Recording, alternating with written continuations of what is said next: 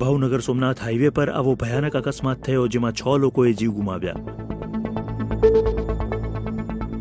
મંગળવારે વહેલી સવારે તળાજા પાસે આવેલા ત્રાપજ પાસે રોડની સાઈડમાં ઉભેલા ડમ્પર ટ્રક પાછળ ખાનગી લક્ઝરી બસ અથડાઈ ગઈ। આ ભયાનક અકસ્માતમાં 6 લોકોના મોત ઉપરાંત 15થી વધુ લોકો ઘાયલ થઈ ગયા। ડ્રાઈવર અને ક્લીનર સહિત ઘાયલોને સારવાર માટે તળાજા હોસ્પિટલ અને ભાવનગરની સર ટી હોસ્પિટલમાં ખસેડાયા। મૃતકોમાં ભાવનગર, અમરેલી અને ગીર સોમનાથ જિલ્લાના મુસાફરો હોવાનું જાણવા મળે છે।